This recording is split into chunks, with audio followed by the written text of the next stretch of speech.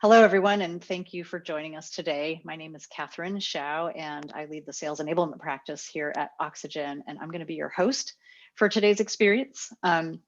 Just a little bit about Oxygen. We help companies drive growth by modernizing sales enablement and workplace education, and we've been designing and delivering modern experiential learning programs for years. And of course, one thing that we hear over and over again is the very topic that we're going to discuss today, which is how do you measure learning?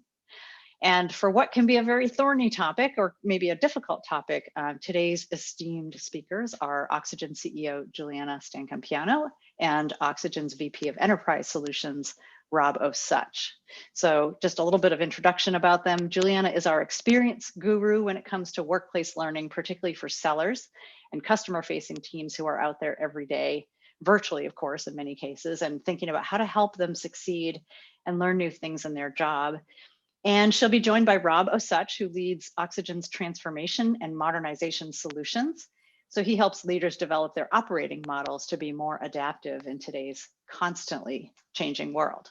So just a tiny bit of housekeeping before we get started. If you have questions during the presentation, feel free to type them in the question box in your Zoom window there, and we will address them as we go along. So I'm going to go ahead and turn us over now to Juliana, who would take us through our first slide. And again, I'll be here to monitor the chat in case there are any questions as we go. Over to you, Juliana. Awesome. Thank you, Catherine. I'm excited to talk about this today because this has been such a controversial subject over the many years that I've been working in this learning sales enablement space. And what I found really fascinating is that Forrester research just came out with some research around this topic as well. And part of how I met both Catherine and Rob is from a Forrester connection that I reached out to many years ago and said, I don't understand why leaders are putting their money into all this learning stuff and they have no idea what they're getting out of it. Like, is this something that you all are seeing? And that was literally probably 7 years ago, at least now, 7 or 8 years ago. And it, developed a conversation and a relationship there. And it's really fascinating to me to see that this is the first report that I've seen come out from them to say, it is the last great unmeasured spend in large organizations. And in their own words, and I would iterate this, it seems extraordinary that the leadership hasn't been demanding to understand the impact in all the money that they're spending and what that gives back. Learning is a $140 to $50 billion industry. So it's not a little bit of money that people are spending, and it seems to be growing as we have to change and upskill our people so much as things in our world change faster and faster than they ever have before. So it's really fascinating. I love that they're coming out with this and talking about it. And it's something that, in that 7-8 year period, I've been trying to understand and research and change and iterate my thinking on it as well and figure out how to do this with some of our clients that we work with. So we thought it was very timely to have a webinar about this topic and discuss what that looks like and how we do it at Oxygen, at least. And maybe that can give you some insight into ways that you can do it for your own organization and start showing some different metrics that your leadership hasn't necessarily seen before. Yeah, Juliana, I think when I saw this quote, because we've been looking at the same research, I immediately thought of two things. One was one of the first engagements I worked with Oxygen on is where we had a Fortune 100 client that was going through a merger. They were in the process of looking at outsourcing an L&D function responsible for training 30,000 associates or customer service agents. And without our help putting together a robust business case with a lot of depth around an assessment and a value proposition, I'm pretty confident that they would have outsourced it and gone with looking at eliminating the cost associated with running that structure rather than looking at it in terms of the value that could be delivered. Now, conversely, I look at what's happening with the pandemic, and I see a great opportunity for L&D organizations to really drive value given the shifts that have been happening in the workforce and the fact that the culture has really dramatically been impacted. And I think L&D, if given the right tools and the right kind of communication, can deliver that value to the business. Yeah, that's such a great point. I think the other interesting thing to note is when they went out to change and modernize, the title of the person was both quality and L&D in the beginning. Yep. And I was like, wow, I've never seen those two things put together. And, so it gave you a sense of where the mindset was out of what they were looking for in the next leader. And I've heard from many people at that C-level, recruitment side in companies that they're trying to find the next CLOs and the next leaders with more of that business mindset, and really fusing the learning and business together, which I think in some ways the lack of business acumen is is where L&D struggles the most. And it's the biggest opportunity. If you can really marry that people and business perspective together, you can drive some amazing results. And I think something we're going to talk about, you can also get more budget. Yeah. And more money handed to you to do the things that you believe are, is needed in the organization to drive these changes. Cool. We can keep going, I think, Catherine. Yeah, so, we started to talk a little bit about this in the beginning, but there's this big disconnect in measuring impact. And I think, Catherine and I did a number of calls with C-level executives, both CEOs and VPs, and asked them a number of years ago, like, what do you expect out of your learning organizations? And it was really interesting because a lot of them didn't have, so some of them didn't have an answer. And then the others reverted to compliance. The things that they could see the business value and impact, because you have to be compliant for insurance or for whatever it is to keep the business running smoothly. And so there's this real disconnect in my mind around measuring the impact of the learning activities, where I think all of us know that a lot of the measurements to date have been around consumption, how many people showed up. One of our clients always, referred to it as butts and seats, but you're not really measuring any impact or any learning. You're just measuring, did they show up, right? Was a warm body there. And then to try to take that and say, we're driving these business and outcomes, there's so much in that middle ground that isn't defined. And so you're never going to be able to get there. And that's a lot of what we've been working to break down is, how do you truly understand what these business outcomes are? And then how do you break that down enough to get to that individual person that's working really hard, trying to be successful for the company and doing their best? I know, Rob, what you'd want to add to that. Well, I think that you articulated the pattern that we see over and over again in most of our enterprise clients, and that is a relentless focus on consumption, which is great. It shows adoption and usability of the programs. And the other thing we see, I think, with the newer content management systems like the sales enablement platforms, is we're starting to see sentiment around the content and the programs, which is great. But we still have to address the elephant in the room around how we're going to show our business value in terms that the business will understand.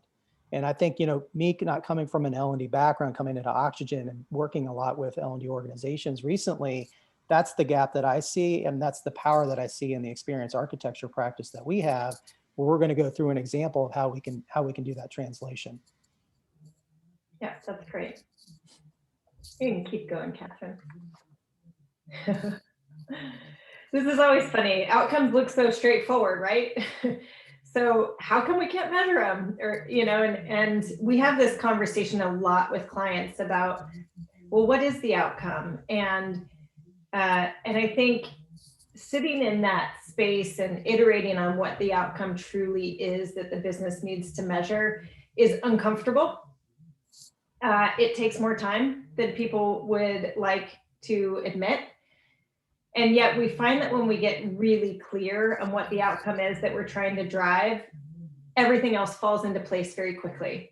And it makes the whole rest of the process that much more fluid and understandable and clear. And it drives, what I have found, it drives a lot of clarity for all the people that have to touch something, from architecting something to creating the design for something to deciding what the creative design looks like of something. Like, all of those things become a lot easier when they understand what the outcome is that they're trying to drive for. And it's like that North Star. If you can always go back to that and go, Do we really need to, spend $20,000 more on really high level video production? What's the outcome that we're driving? Or do we, is it okay that we film it via Zoom or Teams or whatever and do some light editing and get it out? Is that going to reach the outcome that we're striving for? And so I find this really interesting. And these are a bunch of outcomes that we hear from clients on a regular basis on the sales side of things, which has been really that sales side. And I can see people that are here are very interested in understanding how to measure, because sellers are measured, right? And the sales org is measured, and everybody knows what revenue is. And so how do you take sales enablement or the learning side and make sure that it's impacting these things, that the leaders are being driven to drive them, to have come forward for the company themselves? So these are a lot of the things that we hear about from clients and look to try to drive through the work that we do. And Rob, we've looked at these a lot and learned how to measure them through time, but what would your take be on looking at these in the measurement aspect? Well, I think that the thing that I look at is, there's a lot of variables that go into impacting these things. And the approach you're going to walk us through is like, how can we do a better correlation of the learning programs and the work that's around designing those programs and making it much more easy to align the learning work that we're doing to the business outcome, because these are complex. And in the example you're going to provide, we're going to see a step-by-step process to break down that complexity and make it more tangible, more traceable to the business outcome. Yeah, I think the other thing, I agree with all of that. And I think what is interesting about these, and we've learned this amongst many different clients, is that no two clients are really looking to push the exact same thing.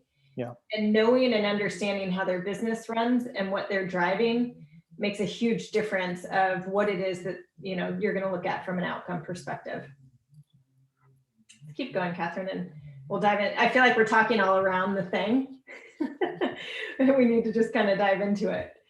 So the example that we're going to use is one that we actually recently worked on with a client.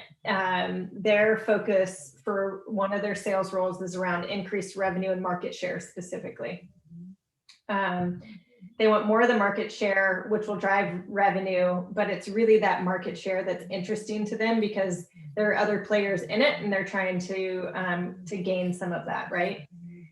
And then, so you've got this big business outcome that you're trying to drive through sellers. And then you've got what somebody in the role specifically needs to know and do to drive that outcome. And and most organizations start there. When we come in, we almost immediately get this laundry list of, hey, can you help us create learning stuff around rapport and customer interactions and conversations and communications and emails, and just this laundry list of things that, as we know, everybody needs to be able to do, but it's never tied to something bigger than that action.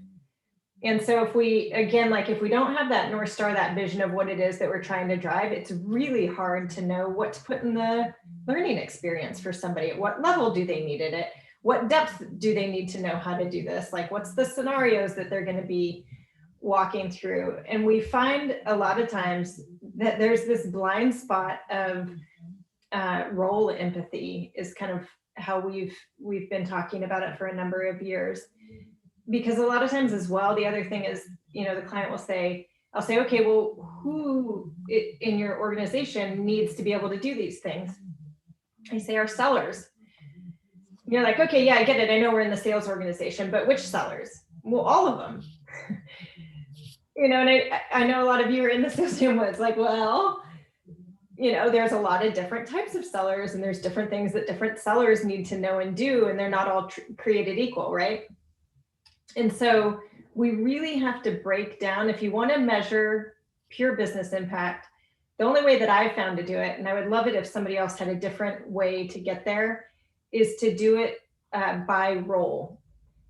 Roles have specific criteria, specific outcomes, specific things that they are supposed to be doing to drive the business forward in whatever the outcome is that they're looking for. Marketing might be getting more qualified leads into the funnel for your sellers to follow up on. Well, what exactly does that mean, right?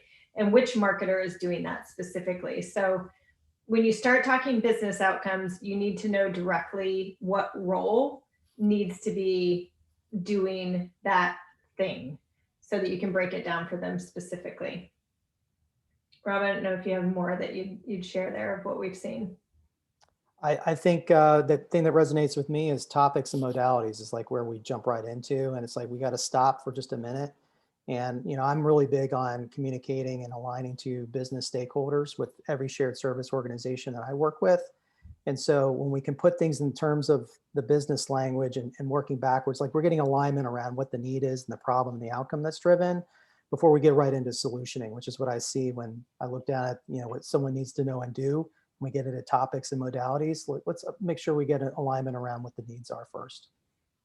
Yeah, I think the other thing to note is that when we've gone in and customers have said, well, we have that information and we'll share it with you, and we get it, and it tends to be really generic and it's not very specific. And there's also always a lot of angst around, oh, our stakeholders are going to be really mad with us if we back up or if they see this as like redundant work. And I think what I would say is they're going to be even more mad if the stuff you create, they can't understand how it's helping them. And so sometimes it's as much as going in and having a conversation saying, hey, I know you provided these things. Does this mean X? Does this mean Y? And start giving some really concrete ways that this could show up for somebody. And I've found that nobody's ever complained about that conversation and having to spend the time having that conversation. It's normally, man, these are great clarifying questions.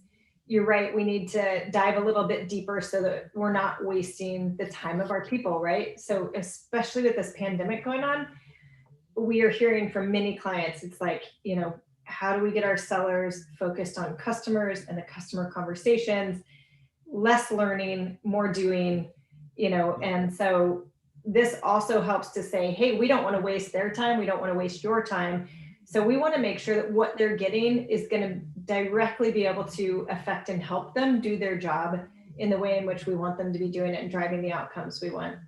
So I think I would just kind of caveat that before we start breaking this down, because that can be that can cause some angst for certain.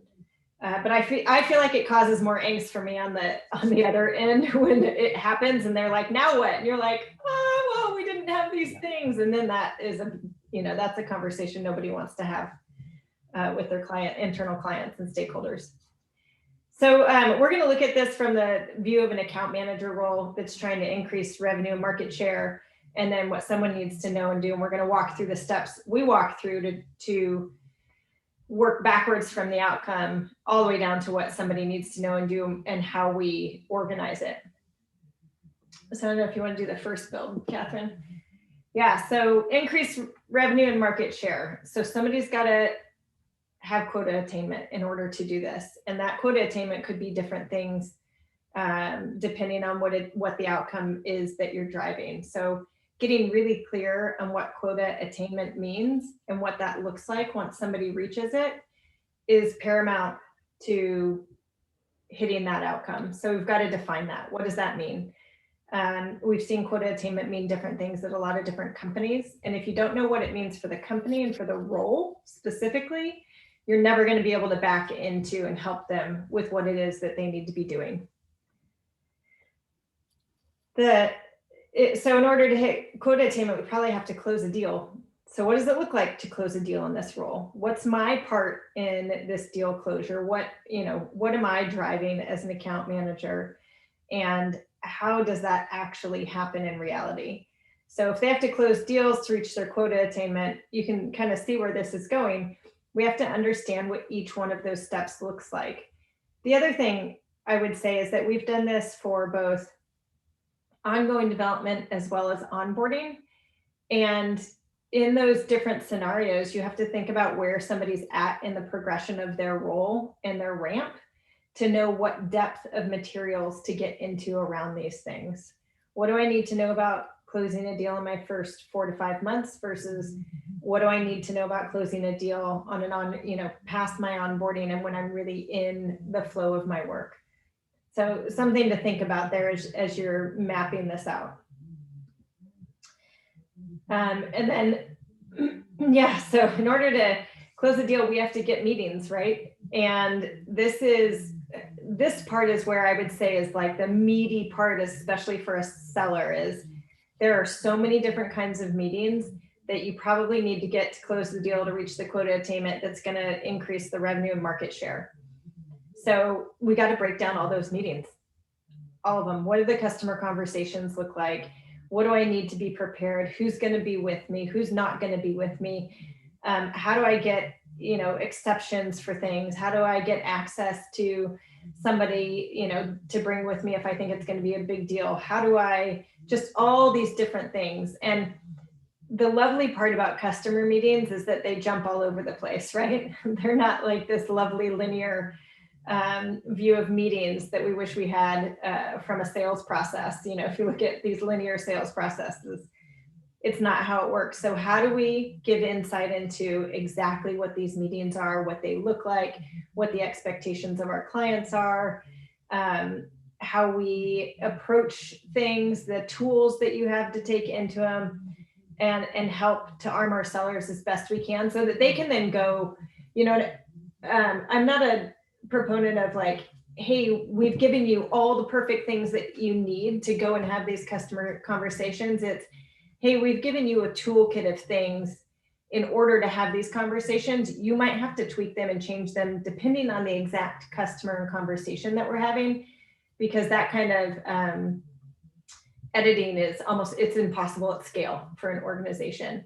And I think being really upfront about that, of what it's for and how it can be used, and working with the seller is a great thing to do in order to drive clarity there.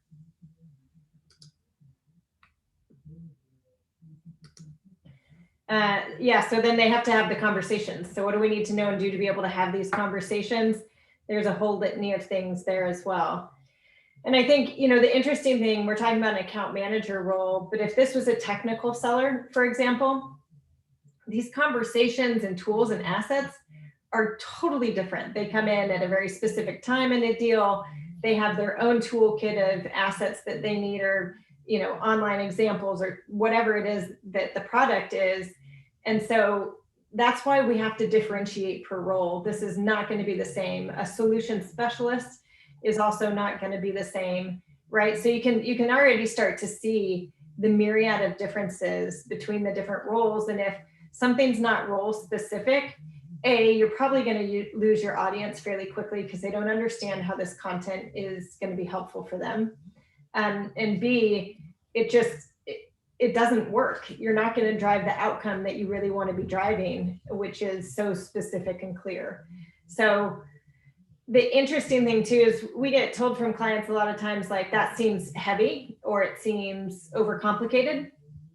But I would argue that the billions of dollars being just thrown into a black hole that nobody knows quite where it's going feels overcomplicated and like a systemic issue to me. And if you want to continue to just throw it into a black hole where you don't know where it's going because it feels better than maybe knowing where all that money is going, those are choices for leaders to make when the time comes. But in this view, what you do when you break it down is it becomes easier to keep up to date, to keep relevant, which are huge things these days, because you've thought through the myriad of things that somebody needs to know and do to be able to reach the outcome. And then on an ongoing basis, you're servicing it, you're keeping it up to date, but you're not reinventing the wheel or creating a whole new class around writing strong emails to clients or influencing C-level executives or whatever it is. And so these conversations, once you've defined those and what they look like, in order to get the meeting and then get the next meeting and the next meeting, so you can close a deal, so you can hit quota attainment, so you can, increase the revenue and market share, you start to see the bouncy ball to get you to, okay, now what does somebody need to know and do in order to do all of those different steps? And now I can define it, and now I can start organizing it and flowing it out so that it makes sense for someone. And then we have something that we can go and design to. But until we know all those things that come before, do not pick up a pen and, or sit down at your computer and start to design something. Now you're ready for the content. And Rob, I don't know if you have anything that you'd share on that, like Uber view and then the little micro breakdowns.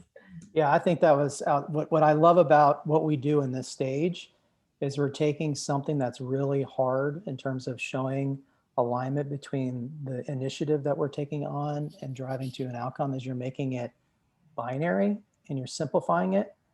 And I think the fact that we have a set of steps that we can easily now correlate to a business outcome, working backwards from what someone needs to, working backwards from the outcome to associate it with what someone needs to know and do, it makes it much easier to capture too. Particularly, we'll talk about this here in a minute when we get into pilot and limited run mode, but we can capture things in a much easier basis when it's binary measurement.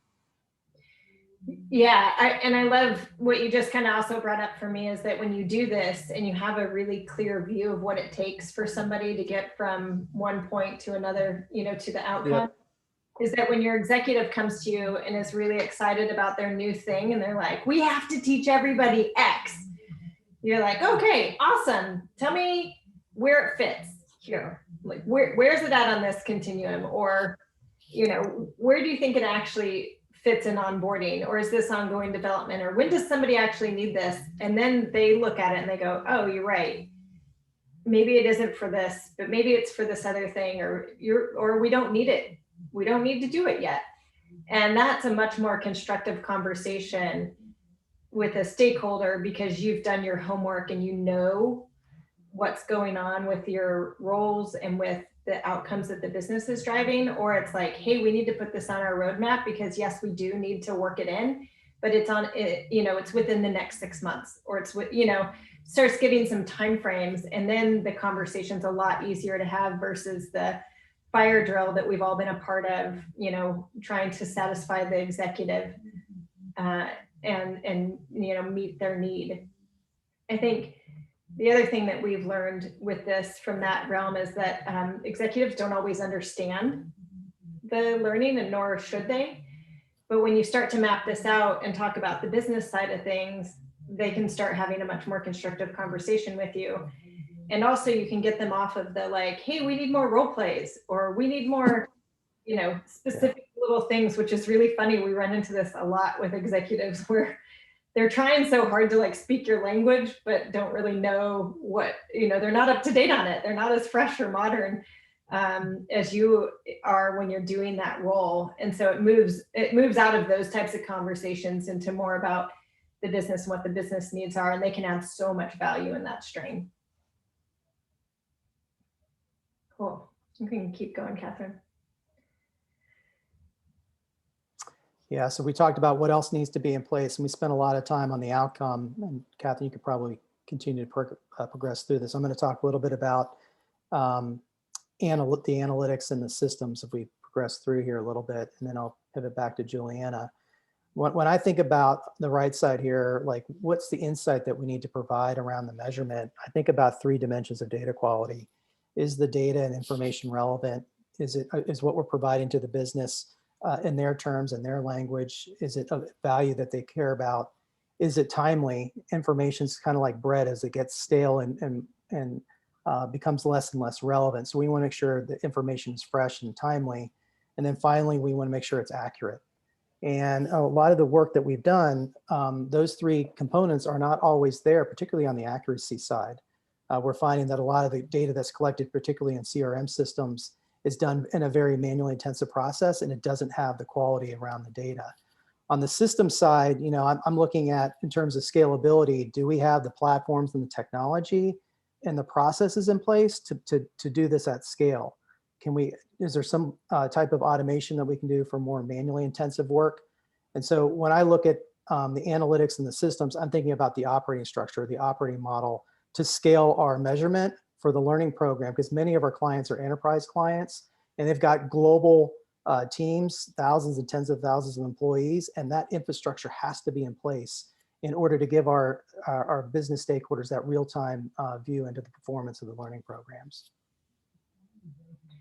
I think the other thing I would say there is that the analytics and systems don't always seem to be forefront of mind when we go into learning organizations or even enablement. And so how do we make sure that those are also, the table stakes that we're looking at? and making sure we have as part of our organization, so that out of the gate, or as we change and shift, we have that information that we're starting to collect in order to make sure that we're able to look at outcomes and have the business stakeholder conversations. All right, Catherine, I think we can keep moving. All right, now we're talking about piloting our approach and the steps we go through. So as we talked about, measurements in the pilot phase are more manual. I think in this phase, what we're trying to do is we're trying to model what success looks like.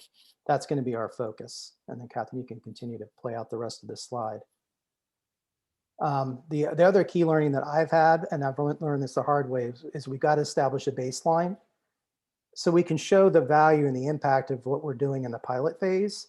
If we don't have that baseline, we don't have a point of comparison. We also don't have an area to show what the impact was for the program that we're doing in terms of positive or negative consequences. So from a continuous improvement perspective, we want to have that baseline of comparison.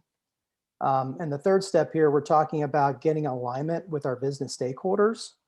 Are we putting our metrics in, are we communicating in a value that they can understand in terms of the pilot? A lot of what I've seen in a lot of learning pilots is I see a lot of learning jargon, if I'm just being honest. We talk about rubrics, but we've got to put things in the vocabulary of our business stakeholder so we can get alignment around have we driven to the outcome or not in the pilot phase.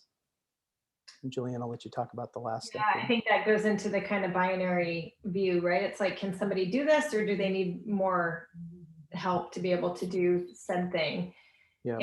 And the other thing with the pilots that we've found that's incredibly helpful is you're not going out and saying, I'm going to measure all of the enablement that we do, and you're going to be so impressed with what we're, what I'm doing. And I have this whole measurement approach, but it's like, it's the small wins that build through time and get you the funding and the confidence from your stakeholders when they start to see these things. And that's what we've seen time and time again is our clients do it. They'll do it very discreet and then be able to show these business metrics. And immediately it's like, okay, that's amazing. How do we get more of that? And then you start to get the funding that you need, or the data scientist that you need, or whatever it might be in order to build a more robust system. But without doing it on a pilot first, we've also seen the kind of opposite, I would say, make a big crash is trying to do too much and boil the ocean, and then see everything coming down because the right structure wasn't in place. Just kind of got ahead of our ski tips more than anything. And I think that agreement on the metrics and establishing the baseline is incredibly important. And I know time and time again, and consultants always say it, but you have to know where you're at so that you can see where you're going, and so that you can change, because you're not going to always be right on your first, we're not always right by any means, but it's this iterative approach to keep getting better. And part of defining this was because we wanted to see from the measurement of the outcome if what we had created and architected was actually what people need or not. And so with one client, we made one question was all their sellers had to give as feedback on the actual learning content. And it was this useful for you to do your job? Yes or no? And that, we did this, like, it was kind of modeled after Uber back in the day, but it was like a 5-star rating. You want it to either be 5 stars. If it starts hitting 3, you need to question some of the content. If it, goes down to 1, and after each block. And so we'd be like, okay, well, maybe this block isn't relevant. Maybe something's changed. And then you're able to shift and make appropriate changes as needed, pull it, replace it, update it, whatever it is. And it's an easy way to start keeping things fresh. But I love this, just, make it incremental through time so that we can all learn together. Yeah, and you're bringing in that binary measurement again, which makes it much easier in this phase. Like, we've had a couple of clients that are like, we don't want to involve the systems or the data group, and you don't have to. You can manually capture everything. You just have to figure out where you're going to store it. But if you go through this process and you get that binary like measurement, it's so much easier to capture it manually, and then you can report off of it and start to get the buy-in. And then in our next slide, we talk about how we could start to scale this program. And that's when you start involving other stakeholders. Once you get, the funding and the approval coming out of the pilot, then you can start engaging those other organizations like IT and your data teams and your internal business consultants who have some of that capability set that you need to better scale and capture that data on a more global basis.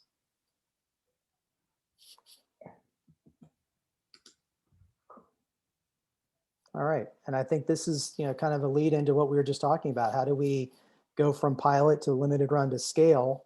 And Oxygen has a pretty robust methodology. Like we could spend probably a whole webinar on limited run and scale. I think we touched upon this earlier, that you've got to have the infrastructure and the operating structure and the relationships with some of your other partners in IT and data, like I've talked about. Maybe there's some teams like in enterprises, like we have one client that had a continuous improvement team. When you get into limited run and scale, the level of complexity goes up because you have to involve those other partners to help get you the access to the data and provide you the mechanisms from which you can report off that information in a real-time fashion. So if you guys need help piloting and scaling your programs, we're happy to meet with you offline to talk through this with you, because every client is different. The maturity levels in all of our clients are different. The complexity inside those organizations are different. But the key thing here is you got to have a robust approach and methodology to really scale the measurement. And we've set up huge work streams, for instance, with a cross-functional team over months and months and months, just to build out the infrastructure to give us the capability to do the reporting on terms of the performance of the learning programs that we've developed. So this can be quite complex and quite laborious. But having said all that, you reap the rewards, because once you're able to demonstrate what you're doing to the business in their terms, you typically get a lot of funding. We've had some of our clients that their peers have gotten jealous because they were wondering, how the heck did you get your programs funded? Well, it's because we had a great business case, we had great measurement, and we're able to articulate value to our business constituents. Yeah, I would say we also get more positive feedback from the individuals as well, because it's easy to navigate. They understand why they're doing it. It's relevant to them specifically. They feel like they've been seen, in their role specifically, and that whatever you're going to be producing is going to really be produced to help them make progress against something that they're being held accountable for.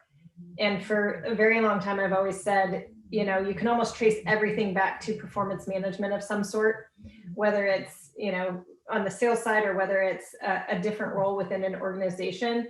People are behaving and doing things because they think it's going to help them hit the mark or exceed the mark that they're trying to aim for within their role, so that they can, continue to progress in their own career. So if we look at it from that perspective of the roles and what they're supposed to be doing and how they're supposed to be doing it, and people see that for themselves and see that they're getting stuff that's helping them, they're going to consume more, they're going to be more engaged, they're going to help more to help others out, etc. And you start to get a flywheel effect from that, from the individual contributors. You get lots of good word of mouth and all of those types of things that help more people consume the the learning and the education side, so that the company can keep staying relevant and fresh and up to date. So I think that's what I would add here to this staged approach, and like the through time view of what you see, both for the business starts to get what they need and understand the value of what it is that you're bringing in their terms, and then the individuals also see the other side. So in my mind, it's a huge win-win for everybody. Yep. The word that comes to mind for me for what you just said is gaining momentum. When we go from pilot, we want to get a momentum, and we always want to try to get a quick win for you and our clients. And then from there, you get permission to do the limited run and scale, and you can start to really expand into the IT and data groups to get what you need. But momentum is key, and getting that first win or two under your belt is key. Yeah, and I think, like Rob said, it's complex. We're happy to answer questions or, bounce ideas around and things like that. So if you have any questions, feel free to ask them now. We're at the end of our own just created content, and happy to dive into that if there's any questions that want to be asked. Yep. So please do use the Q&A chat box there that's at the top of your screen or wherever it may be on Zoom. There is one thing I thought kind of came up, which is, can you give a little bit more of an elaboration on, how you would break down or measure this like binary thing when it comes to those conversation types? Because that was the first thing that was right out of what somebody needs to know and do. And, how do you measure whether somebody can have the conversation types? Oh my gosh, I almost think that Catherine should answer that question. We've done so much work around it together. Yeah, I mean, go ahead. I think it's kind of interesting because you brought up the what's at the very, very bottom of this first pilot box is the use of a rubric, and the idea that either somebody is successful in getting a meeting, which is one way to measure whether those conversations are happening, but another, if somebody's going through that learning experience and you really want to measure how progress is going along the way, it's are other people that know the role really well able to ascertain and say, yeah, this person's making progress in these types of skills that go into these kinds of conversations. And that's kind of where I was thinking that question was coming from. I'm curious to know if you have other thoughts about that, Juliana. Yeah, I think, again, when you understand the role that you're trying to help, it's easier to understand and start to map out clients that they meet with, different types of people they meet with on a customer basis. And what we've done with other clients is really create that conversation map of what this could look like.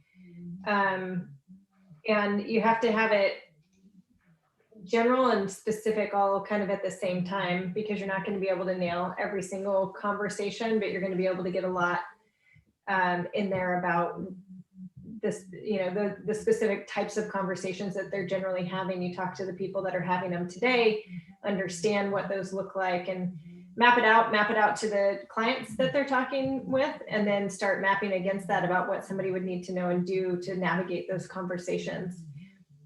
We lean heavily on people that do this well within the organization, that have had success in the organization, and really extract what they know and their knowledge out so that we can scale it to many other people. Great. Well, we don't have any further questions at this point. So I think given that we're at time, probably just close us out here. Wanted to let everyone know that we have another webinar coming up on April 6th. And this is about the learning experience aspect. So we talked about measurement, we talked about how you work backwards from the outcome and what happens when you want to design to that and create that kind of blended experience. So if you take a look in the chat, we've got the registration link there that you can do. And of course, if you have any further questions, we have recorded today's session and we'll be posting that also for other folks. But if you want to shoot us an email, you can also reach us at the email address that's in the chat. So want to thank everybody for attending. It's been really great to have this opportunity to chat with you, and please don't hesitate to reach out. Have a great rest of your day.